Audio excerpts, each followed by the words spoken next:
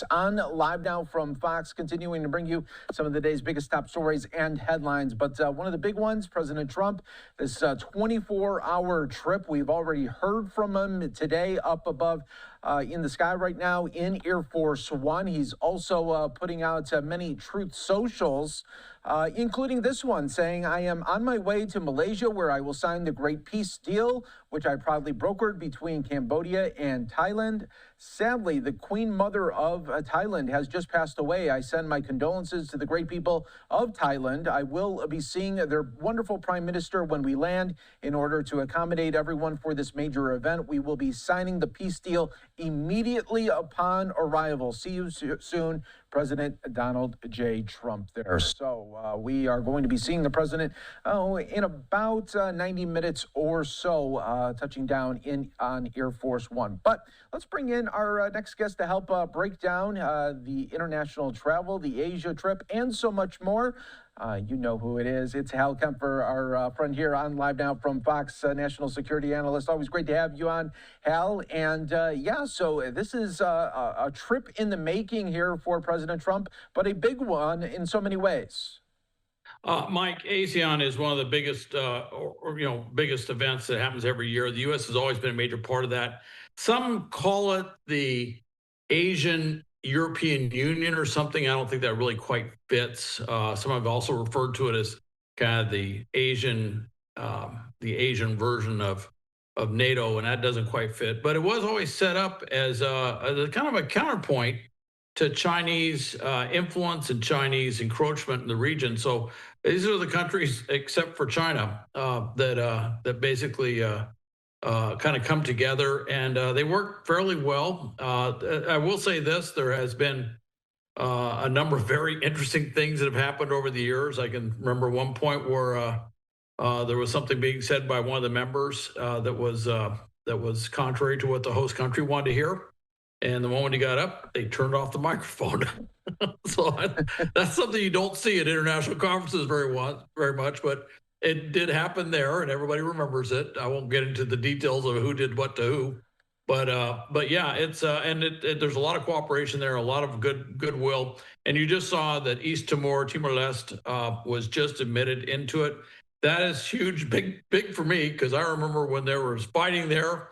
And I was actually designated to go over to deal with the peacekeeping forces there, and it just turned out that I had something else going on, and a friend of mine went in my stead, and that was a very successful peacekeeping thing. And I have worked with Timor-Leste officials as they work through all the security issues, maritime security, other things that they have to do. So a lot of big things coming out of this, and of course the big one. The President Trump, when he lands, they're doing the big formal, peace deal, if you will, between Thailand and Cambodia, or because there was a little bit of a border dispute there.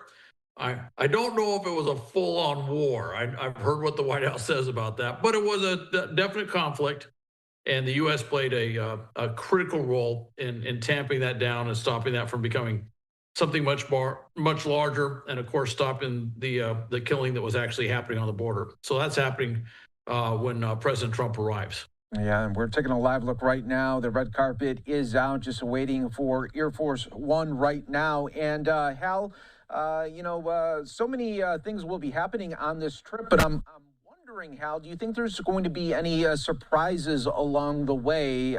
We know he'll be in South Korea. Do you think he will go to North Korea once again? I don't know about going to North Korea. He has expressed a desire to meet Kim Jong Un.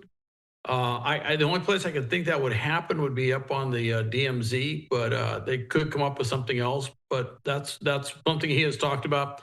At first, it looked like that was not going to happen, and then more recently, it sounds like he's very interested in doing it. And if President Trump is interested in doing it, a lot of times these things just kind of happen. So I'm not quite sure how they would work that. Security arrangements for Kim Jong Un would be a major consideration. No U.S. president, except for crossing over the line, briefly, but no U.S. president, and that was President Trump, but no U.S. president has actually gone to North Korea. And frankly, I think there would be a lot of people saying, no, you will not go to North Korea. to the president or try to talk him out of that. But they would have to work out how would you arrange such a summit. There is a place for that. There is that place on the demilitarized zone where the line literally runs right through, and he could potentially do what has been done constantly, which is one side you have our side, the other side you have their side, and they have negotiations and talks all the time. So he could do something like that. That has been done before for a variety of things. I've just never seen two heads of state doing it quite like that, but that is very possible. And they could meet, shake hands. It's very possible that could occur. So that's a pretty big one if it does happen. One of the things when he goes in there, they have penciled, signed, but not completely enacted series of trade deals with three of the big, if you will, Southeast Asian tigers, Malaysia, Philippines, and we've also done stuff with Indonesia and Vietnam as well. But with three of them specifically, we have three deals on the table, and that they have yet to be put into effect. And so everybody's very positive. The language is good, but there are some fundamental issues they still have to work through that they have not finalized these deals.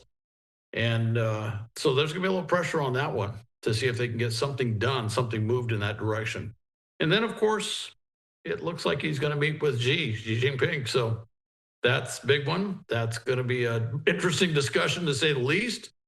I'm going to go to Vegas and put a bet on the thing that says rare earths will come up in that conversation. I think that's a sure bet, but probably doesn't pay off anything, but rare earths will be a big part of that conversation, along with everything tied to trade is going to be tied to that. So that will be huge, and I'm sure we're going to talk about other things as well.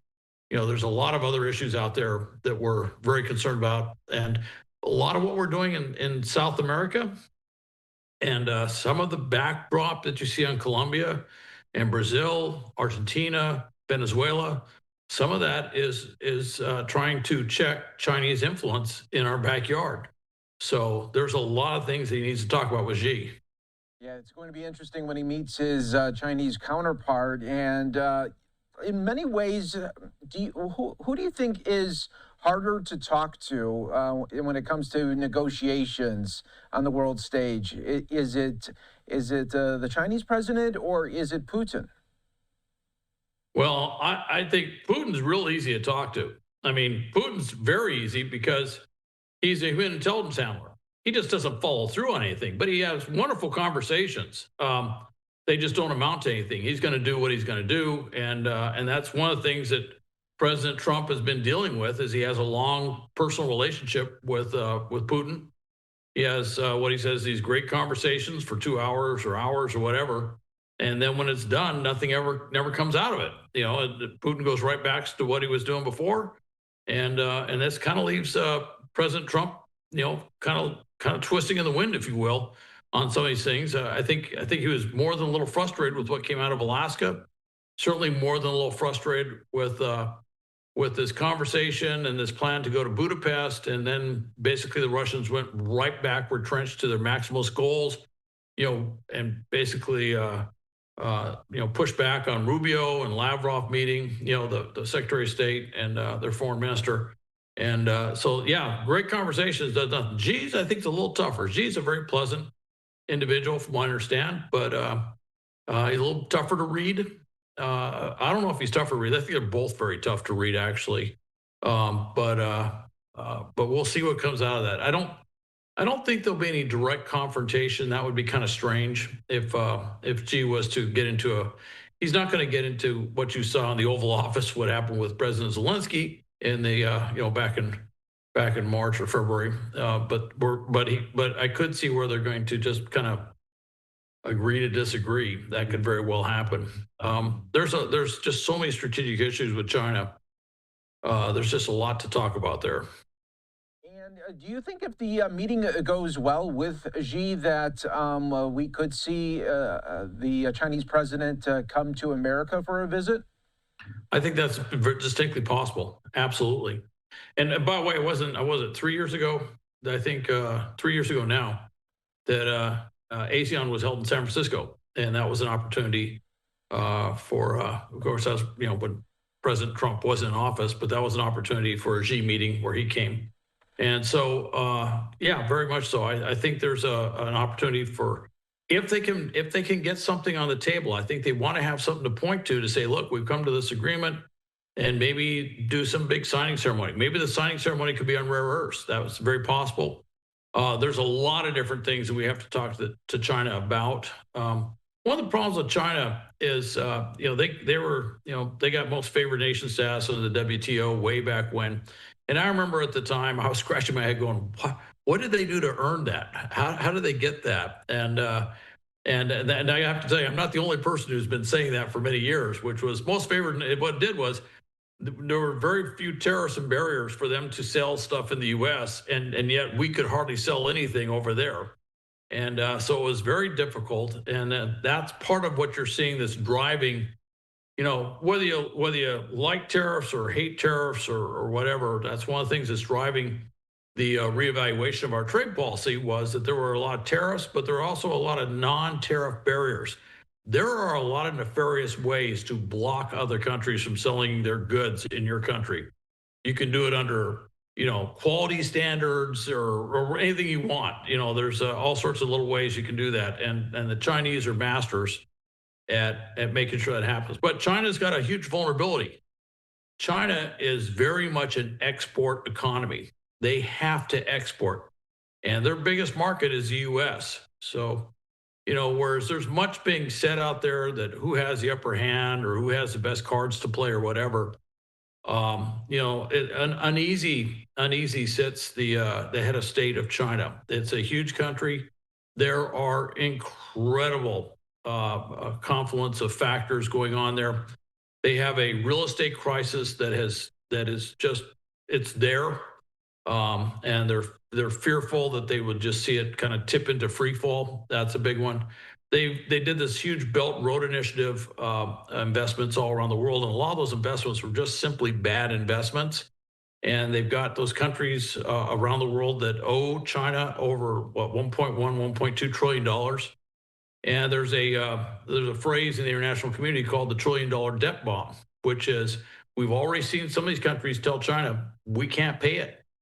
You overvalued what you did here, and there's no way we can meet those payments. And the fear is that these countries would collude and turn around and all tell China, no, we're not going to pay back what we owe you. And that could send the Chinese economy spiraling. And I would say, historically speaking, when things in China stay the same until suddenly they don't. And that's what the Chinese Communist Party is afraid of, is that things would stay the same and then suddenly there would be a massive shift. And China today is not the China that it was during the Tiananmen Square. I was in Asia at that time. I was in West Pacific, and I remember Tiananmen very well because my unit was going to go in if we had to rescue American U.S. citizens out of Beijing. To this day, I still scratch my head on how we're going to pull that off. But we're Marines; we can do anything. So the Army, they'd have trouble, but the Marines, of course, we could solve it, right? But yeah, I remember that quite. Let's just say I was tracking it very closely when all that was going on. But it's a very different country than it was in 1989. And there's a very sophisticated, well-educated, population that is wondering if they're going down the right road. Yeah, so true. I want to show our viewers. I was popping this in as you were talking there, Hal, and looks like we're getting closer here to seeing the president. We see the beast right now, right in front there, as the red carpet continues to get rolled out. And where do you think they will do this peace signing, or like near the tarmac? Where are you thinking this is going to happen, Hal? I don't think they're going to do it. I don't know. They could do it on the tarmac. There's certainly, it's possible. I got the sense that they'd already set up a facility in one of the buildings out there. It's going to happen pretty fast, is my recollection. And that was the first thing I think that was on President Trump's agenda, was to meet with them. They could go to the ASEAN meeting. That would be actually an ideal location, because that would be signing in front of all the other heads of state of ASEAN. And I would think that would be the smart move, would be to do it right there. you definitely have the right audience in there. It sends the right signal from an international standpoint of what's going on, and it would really bolster the standing of ASEAN if they could do something like that. So, but frankly, I don't recall if they actually stated exactly what facility they're going to do the signing in. But I do know it's coming up right after President Trump lands. Yeah, so we'll be And he'll looking. be met with the. By the way, when he lands, he's supposed to be met with the Malaysian Prime Minister right away too. So it's a head of state greeting on the tarmac that's going to happen there. Yeah, And we have, by the way, we have a lot of things to discuss with Malaysia, where the ASEAN's going on. Yeah, absolutely. And I mean, this is all going to be happening so fast. There's so many things that are packed into this trip. Outside, Hal, outside of course, meeting with the Chinese president, what other big factors do you think are going to play very crucial into this trip? Well, I think that the meetings will be big. I'm just curious to see if they can get any movement on those trade deals, 3 trade deals I talked about. I'd like to see if they can do something. I think there'll be some rhetorical flourish, I'm sure, to say that we're moving forward and we're doing something. I'd really like to see something substantive. I would like to see those trade deals really get solidified and something come about there, where we could say that at least 1 or 2 of them that we basically did what was necessary to put those into effect. I'm just concerned that there's just too many things. If there was one that I was going to put money on, so to speak, I would think we can do a deal with the Philippines faster than anybody else. We have an exceptionally good relationship with the Philippines, and I think we can put a deal there a lot faster than the other 2. But we'll see what comes out of it. And I also want to see what happens up in Korea, because Korea's had a pretty tumultuous period of time. You may recall that they had a change in presidency. They had the previous president declare martial law, and now he's facing justice, if you will, for that. They have had a very, very tumultuous time there. So that's one of those things that I think is going to be discussed. I think there'll be a lot of discussions offline about what's happening in the South China Sea. One of the things that it's said, but it certainly bears repeating, is that China looks at the South China Sea as its lake, and they have these just extraordinary maritime borders. It used to be called the 9 lines. Now it's called, I think, the 11 lines. But they basically just go all the way down the South China Sea, and they claim it as kind of Chinese waters, based on a very interesting historical interpretation, which bears no correlation to anything under international law, but they encroach right up to the territorial waters of every other country there, and basically scoop up whatever their exclusive economic zones are. It's gone to the international court. Philippines took them to court. The court ruled in favor of the Philippines on this. China has not relinquished. China has been very aggressive at sea, using its maritime militia, using its Chinese Coast Guard, basically confronting a variety of nations. Malaysia is one of them. Philippines, of course, they confront regularly. Vietnam, and they have this extraordinary claim. I imagine that is going to be a big discussion amongst, if not all the members, but some of the members. That is a huge issue right now, is dealing with Chinese maritime encroachment and trying to find a unified voice, or maybe develop a further unified voice, maybe a further unified strategy on how to deal with it. Yeah, no doubt about that, Hal. I just want to take a live look once again here at the airport, and we are getting closer now to the moment for President Trump. We just saw. I wasn't sure if it was Air Force One that was coming. It sure did look like it, but it just passed up, and I don't know if they were doing maybe a sort of flyover, because we did not see it land, Hal. Well, if the president wants to fly over, generally speaking, he gets his will on that. So I don't rule that out. He may have flown over, and they may be landing in a bit. It looked that way to me. It looked like a 747. It looked like Air Force One was coming in. And of course, you see certainly Secret Service there with the Beast ready to go. And by the way, one of the things that when the president comes in, it's not the first U.S. plane that comes in. There are other planes that come in that haul other things like the Beast, the presidential limousine that you see there, which is basically it's almost like a small tank. It's a very incredible vehicle, especially if you see it up close. And so they're there. Depending on what's going on, they sometimes, I don't know if they're going to be using Marine One, which is the helicopters that the president has at his disposal. They'll sometimes fly those in as well in the back of very large Air Force cargo planes. And so there's a whole entourage of stuff. When the president goes someplace, it's not just the president, it's the command and control of the United States. It's the commander in chief. It's, we hold in terms of global security, we hold a lead position. So the president has to be able to do whatever he's got to do from wherever he goes. So you can imagine it is a fairly robust presence that goes with him, because he's got to be able to, theoretically, he should be able to, launch missiles or whatever it is from wherever he is anywhere in the world. So it's a very significant communications package, security package, mobility package, in terms of getting him around. So there's a lot that goes on there. Yeah, so complex, and of course, high security there as well. And I'm wondering, Hal, even if they don't plan on using Marine One, do they still bring it just in case to have as a plan, in case something were to go south? In many cases, that's absolutely, they will bring it in and just have it ready. And for example, with this situation, there's a variety of contingencies where they'd want to evacuate the president very quickly.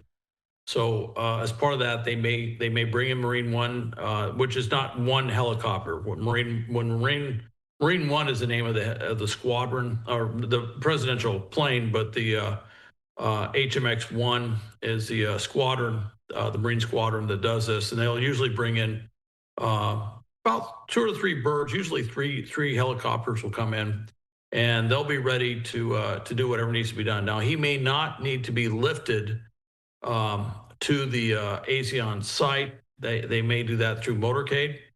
But if anything were to happen, they want to be able to get him out of there very quickly. And that's where you want to have that helicopter or those helicopters standing by to get him and his entourage, out of there to the airport on Air Force One. And Air Force One is a huge command and control bird. That's where the president can control things all over the world. It has phenomenal capabilities in that regard. In fact, that's one of the things behind the scenes as to why the president wanted a bigger plane. And I know the Air Force One now is a 747, but the new 747s, it's a different designation, but they're based on the 800 series. If you ever looked at the old one that he flies compared to the new ones, you go, wow, the one he flies is a much smaller plane. And part of the reason they want that is so they can put far more capabilities, far more robust communications package, defensive measures, all sorts of things in the new aircraft. And so that's one of the pressures to get that out there. And Boeing's a little bit behind getting those new, those 2 Air Force One designate aircraft built. And so that was, I think, one of the motivations of President Trump to take up Qatar on its gift. Yeah, so true. And Hal, looks like we are getting possibly another sighting of a 747 coming into view here. And we saw a lot of people really waving the flags just before we saw the camera operator now turn to the skies here. So could this be the final approach for President Trump? That's good. That's good. There could have been something where he flew over and then wanted to see something else. There could have been something in the airspace too. When President, Air Force One has to coordinate with the host nation and host nation air traffic control to make sure that there's nothing else out there. And if there was something else out there, then they might fly around and come back again. And not necessarily a significant threat. It's just if there was some other aircraft in the area, they want to deconflict that and make sure that there's nothing that could possibly, come in contact, obviously, with Air Force One. But they may have just seen something out there on the horizon and said, "Look, let's just go around and come back again." That's very possible. I don't rule that out. Usually, it's stuff so coordinated that they don't have to go back around again. Usually, everything's cleared out in advance. But I have to tell you, today with drones, who knows? Sure. You know, we've had problems with drones all over Europe. There's issues with drones in Asia as well, but the European ones have usually gotten most of the news. Of course, we had a lot of news not too long ago about all the drones over New Jersey and various places on the East Coast and all around the country. But there's been a lot of hybrid warfare activity by the Russians involving drones, and there's been a lot of drone activity around major airports. So I don't rule out that something like that could have just happened, and they said, let's just go around and wait till we make sure that there's nothing else out there.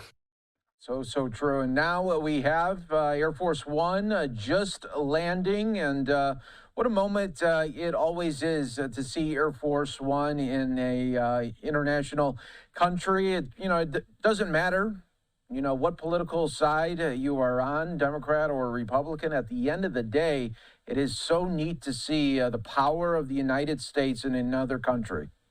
Yeah, it is. It is a very impressive thing to see. And the new Air Force One will be a lot bigger than that. That's a big aircraft, as you can clearly see. In fact, if you look at that, I don't know if you've been to the Reagan Museum, but they have the Air Force One that he flew, and it is substantially smaller than what you see here. This came in, I believe, under the first President Bush, and it's quite a change. But the one that they're coming out with now is a lot bigger, a lot more capabilities, a lot more going on there. And by the way, a lot of that stuff makes a big difference. One thing you may have noticed is that President Trump has been doing a lot of flying all over the world. And if you look at his itinerary, it's a little dizzying when you see how many things he does. Like he gets right off the plane and goes into a very full day, very, very long day, very intense day. And you look at that and you go, how does he do that? Well, part of that is that the quarters for the president and his wife and others on the plane, it's a more comfortable plane. It allows them to get some rest while they're doing these flights, rest more comfortably than they did in the previous flights. And if you recall, this goes back many years, but there were times when George H.W. Bush, the first President Bush, there were a couple times he showed up and he was tired, and it's just you didn't get, even though it's a fairly impressive aircraft, the old Air Force One just didn't have the comfort features of the newer Air Force One. So it allows the president to arrive more refreshed, more rested, and to engage in relation or diplomatic relations and all the things that the president does in a much better situation than we used to have in previous years. Yeah, that's so true, Hal. And another thing I'm just thinking about when I'm thinking of this president's schedule is I feel like with President Trump, even if he had the ability, if they said, "Sir, you could take about a 2 to 3 hour nap," I don't think he'd take it. I just don't think he'd take it. I think he would want to go back and speak with the media if he wanted to. I mean, we already saw a couple of times that he was speaking to the media already on Air Force One, and it's just funny to see how some presidents, really want that alone time, and then others really bask in the attention of others. He is one to open the door and just have a very candid conversation. And sometimes the things he says in these candid conversations, standing in the door of Air Force One, ripple around the world in major ways, because he'll sometimes say something that indicates a policy shift or something like that. And that's just the way he does things. He's one thing he definitely that and other presidents have received criticism for the lack of time they spend talking to the press. That is not a problem with President Trump. In fact, he will go up there. I'm amazed sometimes he'll go up there and just talk for a couple hours or a very long time with some of these press conferences. And I just to be standing up there doing that for a long time like that is trying. And I know. I mean, that's one of the things I do. I do seminars all the time, and I'll stand up there for a very long period of time. But when you're up there more than an hour and a half or so, you'd kind of like a little break, and he just keeps going and going. So that's just his way. That's what he does.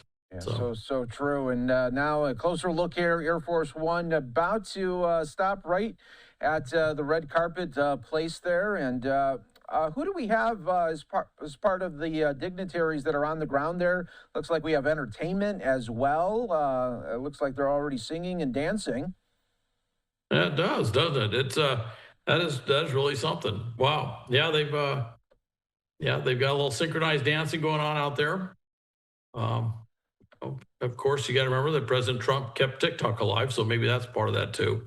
Be a little facetious here, um, but yeah, that's now they have to roll out the steps for Air Force One.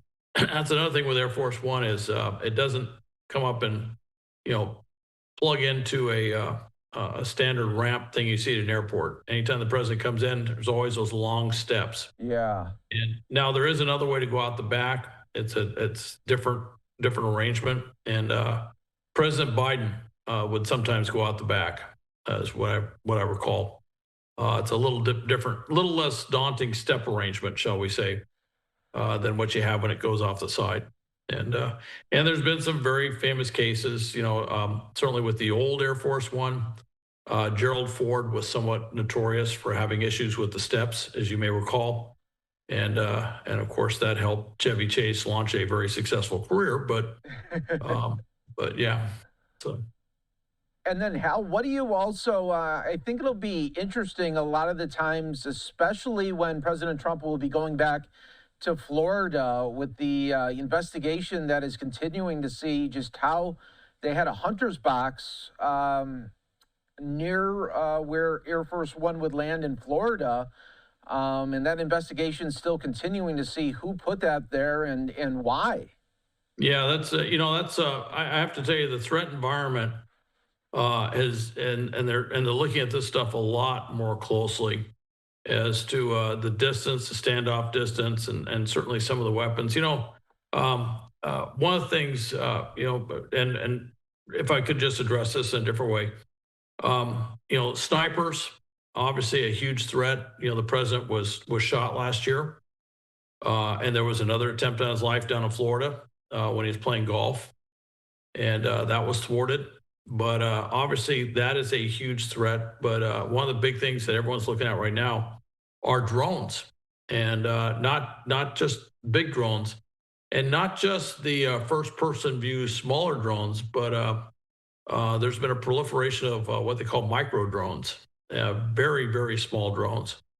And so it has truly shifted the threat environment to any protectee with a significant security detail, but they have to look at a variety of things they never looked at before in these things, which changes, particularly, when the president's coming in to land at an airport or something like that. They have to look at some of these weapon systems that could be used from a longer range. So Secret Service is busy. Let's just put it that way. They're extremely busy these days, and they're having to assess a lot of threats that just simply weren't there 15, 20 years ago. Yeah, that's so true too, Hal, and just the ever-changing, really faces of sometimes evil that could present itself and what they got to be looking out for on a constant basis. No doubt about that. Okay, folks, we are just moments away now from President Trump to be coming down the steps here. And then as true President Trump fashion, as soon as he hits the ground, pretty much, it is event after event packed already today. As you're seeing here, you have a full, Yeah. This is a very robust reception that he's getting right here at the airport. And this is the first event of the day. And he's going to have a very busy schedule the whole time he's in Malaysia. And he's got meetings after meetings after meetings. And each one of those meetings, there's a lot of preparation that goes into those things. It's not just a meeting. Each of these meetings has there's certain desired outcome, if you will, that comes to the meeting. It's not just pleasantries. There's certain things that are always in the background, and they have to brief the president and his team around him to make sure that they keep those things on track. These are opportunities. These are opportunities for head of state to head of state interaction. And despite how busy the president is, these are opportunities to get him with foreign leaders that he may not see for a very long period of time. And sometimes two heads of state can kind of knock things loose in other negotiations. You know, you can have a situation where you have your representatives in, for example, in trade negotiations, and they just don't seem to be making a lot of headway. And then two heads of state can have a very frank conversation and suddenly cut through stuff that just wouldn't get cut through otherwise. And so that's something they're probably trying to, make happen here with those three trade agreements I talked about, but also other things are out there as well. And so we'll see which way that goes. Yeah, so true, Hal. And while we wait for the president, I just want to show we already talked about it, but again, a possibility that could happen. New York Post saying that President Trump is open to seeing the North Korean leader on this trip and calls the North Korea a sort of a nuclear power. So we'll see, if you're a betting person, I'd say the odds look pretty good just on the talkings of that. He wouldn't be saying it if he didn't think it was a distinct possibility. Yeah. And I would say this, I don't think he'd be saying it now after what just happened with the Budapest summit, where he had to basically wave off on that because everything with the Russians was going south in terms of discussion, diplomacy. And I don't think he wants to say something like that publicly and then have the embarrassment of it not happen. So there must be some progress behind the scenes that would lead him to say something publicly in that way. Yeah, very good input there as well, Hal. And just moments again away, folks. I know it's past 10 o'clock on the East Coast and just past 7 o'clock here on the West Coast, but we will be seeing the president come down the steps, and he is on board with Secretary Rubio. They picked him up, and he got on Air Force One when they had to refuel. That was a very interesting stop they had. They stopped in Qatar. Here comes the president. Here comes the president. Hal, stay with us. I just want to bring in the audio and just see what the sights and sounds are. So hold on, Hal, and we'll listen in.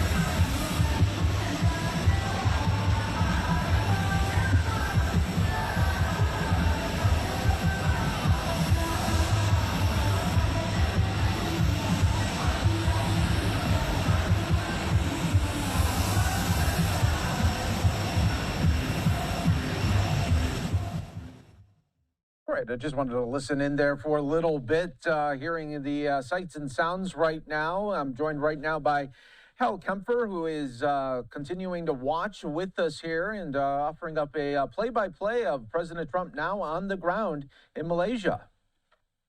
Well, what you're seeing here is obviously a head of state greeting with Malaysia, also meeting another senior Malaysian officials and others there. And you'll also see members usually of the U.S. Embassy will send out a team that will be there, and it looks like they may be there as well.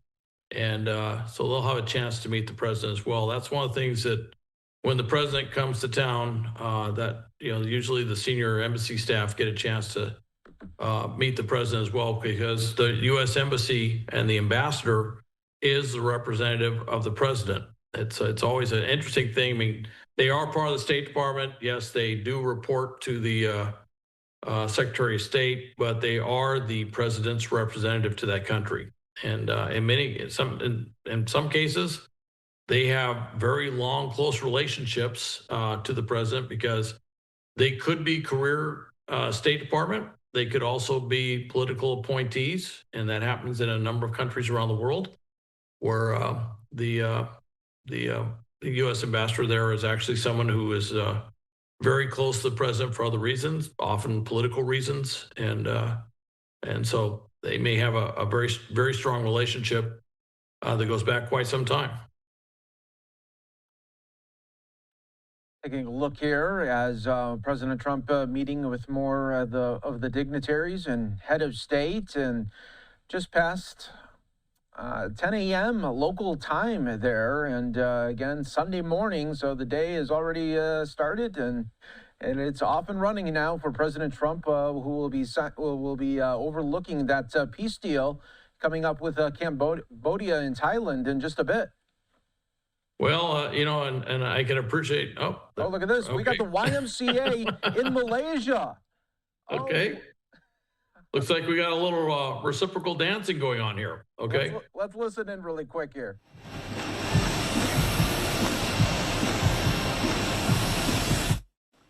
Okay, that was funny. He brought the YMCA dance moves to Malaysia.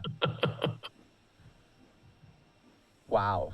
That was fun there. You just never know what's going on. You don't know if he's going to speak right away or if he's just going to start dancing. That's a little bit different for a president. Yes. Not that many dancing presidents in U.S. history, surprisingly. Yeah, right. I got another view here. I just want to show everyone another view here as President Trump meeting with more, and you could just see Secret Service all around as well, and they're in places that you can't see as well.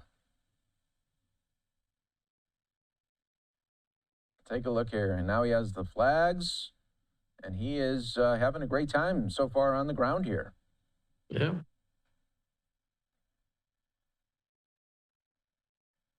And the photographers all getting their shots right now of the flags. And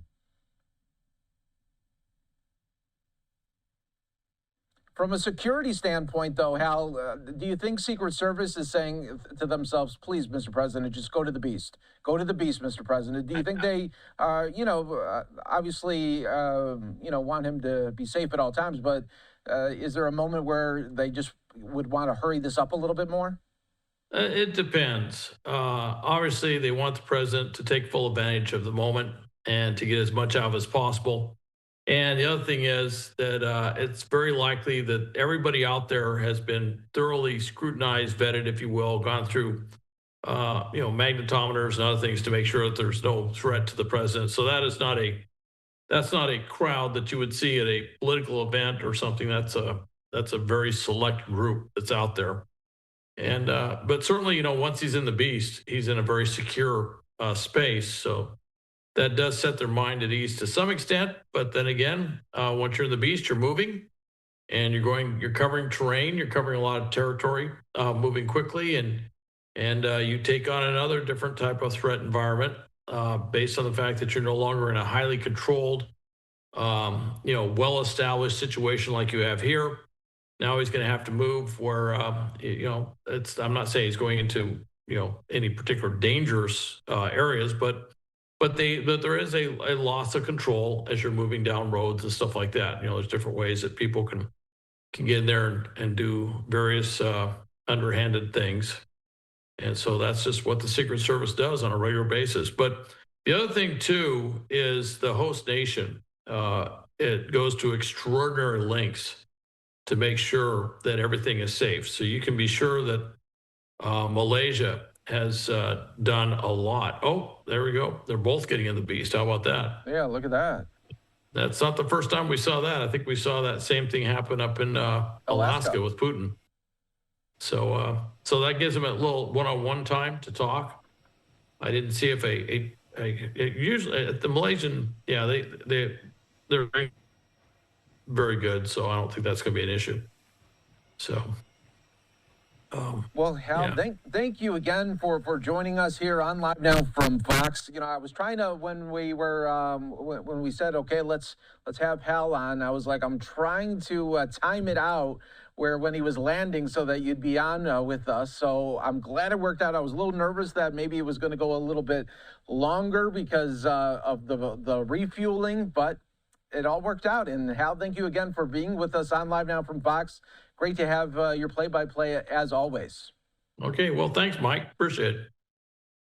All right, Hal Kempfer joining us here on Live Now from Fox. Always great to speak with you, and we will talk again very soon, and we appreciate you as always. All right, so we will take a 2-minute break here on Live Now from Fox as the Beast and the Motorcade now leaving, and we will be back with much more.